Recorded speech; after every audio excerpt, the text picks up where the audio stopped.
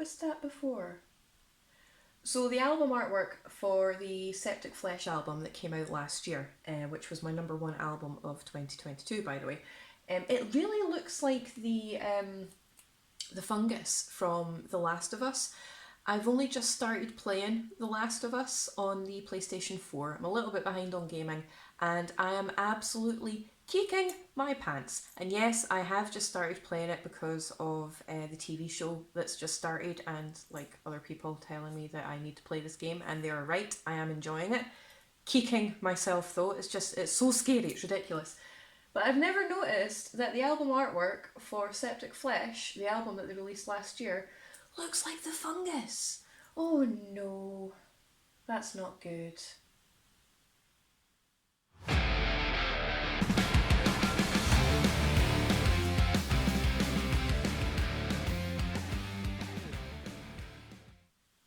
Hiya, I'm Lindsay. Welcome back to the channel. So today I'm back with another New Metal Monday where I talk about my favourite releases of the week. And I have 4 albums that I absolutely fell in love with this week. They aren't in any particular order, they're just in the order that I listened to them in, so I'm not doing like a ranking video or anything like that this week. Now, I have received some feedback from you guys, and I do read every single comment and I try to respond to every single comment, so thank you so much for the support, it is appreciated. I am going to start putting the album name and the band name in the description below, just to help you guys out. Because I am very aware that sometimes the album artwork isn't very clear and I talk quite fast, and apparently I have a bit of an accent. I don't think I have a particularly strong accent, but I suppose I'm used to it, so yeah, that's a thing apparently. So I will start putting the album details and the band details in the description box below. So the first album that I have on my list this week is probably the most highly anticipated release, and that's Catatonia, Sky Void of Stars.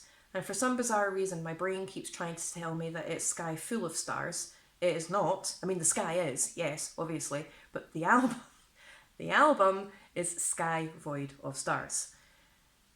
Yes.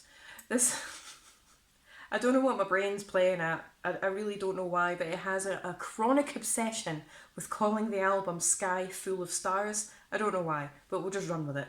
Anyway, it is the Swedish heavy metal band's 12th studio album, and it was released via Napalm Records. And Catatonia are known for their proper progressive, doomy, gothic metal vibes. This album in particular, it is still quite progressive, but I think it's quite melodic. It's probably one of their most melodic records so far. It's really dark, it's really atmospheric, it really draws you in, and it's incredibly sprawling, and some of the guitar work and some of the solos especially in this album are absolutely immense. For those of you who don't know, I am actually a writer and I do weekly album reviews, and I also interview various bands and musicians in the metal world for a website called This Day in Metal, so I'll include that in the description box below. And we also have a YouTube channel where you can find all of my interviews that I've carried out, so I'll make sure that's included in the description below as well. But I actually wrote a full album review for Catatonia where I dissected the album track by track, so if you want to check that out,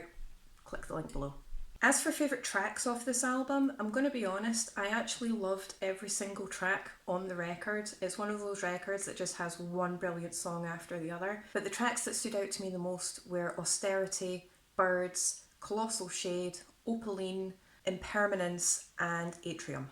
So next up on my list for this week, I do kind of continue on the kind of like doom metal vibe here. This is a debut album that came out via 20 Buck Spin, and that was Tribunal, The Weight of Remembrance. So this record is proper doom metal, but it also has kind of like that gothic death metal vibe to it. So if you think Pallbearer meets My Dying Bride meets very, very early Paradise Lost, it's incredibly atmospheric, it's incredibly heavy at times, it has its melodic moments. It's just one of those records for me personally that I can have on in the background and proper vibe to it when I'm going about my day. It is a very, very heavy record, but it's absolutely stunning. It's a beautiful album. Favourite tracks off this album are A World Beyond Shadow and Without Answer. So the next record that I have on my list here goes in the complete opposite direction from the doom death metal kind of scene, and that's Big City, Sunwind Sails. Now this record was released via Frontiers Records, and it's proper Norwegian melodic rock mixed in with classic heavy metal with a lot of big 80s style themes. If you were a fan of the Summerlands album that came out last year, or if you like listening to Dream Theater, because both this record and the Summerlands records remind me of Dream Theater, especially vocally, this album is definitely for you. It's fun, it's upbeat, it's got some amazing riffs in it, and it's got some absolutely epic vocals. The vocalist has such a range on him, it's absolutely unreal. So if you're looking for something that's a little bit more upbeat, a little bit more classic, but it's really fun and it has some amazing guitar work, definitely check this record out.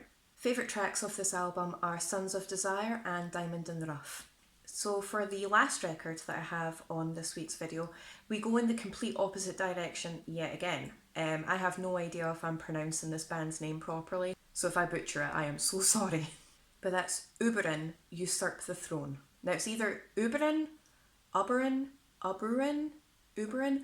I want to go with Uburen, so I'm going to stick with Uburen. But again, if anyone knows, comment down below, because I am absolutely awful at pronouncing things. It's actually ridiculous. Anyway, Uburen, they are black metal and Viking metal, and this album is so harsh, but so raw and so beautiful and so stunning at the same time. It's got some proper black metal vibes to it. It's like your classic black metal, but they take a lot of inspiration from a lot of Viking and Norse kind of elements. So if you're just wanting something that's absolutely brutal, pure black metal with that Norse Viking vibe to it, definitely check this album out. It was a lot of fun. I really loved this album, but to be honest with you, I will listen to anything that has Viking vibes about it. Favourite tracks of this album are Hearken Now, When the River Breaks, Bring Forth Ragnarok, and None is Forgotten. So that's it for this week. These are the albums that I've listened to that I absolutely fell in love with, and I hope you like them too. Comment down below to let me know what you think, and let me know if there's any albums that I've missed from this week's releases that you think I should check out. If you could like, comment, subscribe, share my channel about, I really do appreciate the support, and I'll be back on Thursday with another video.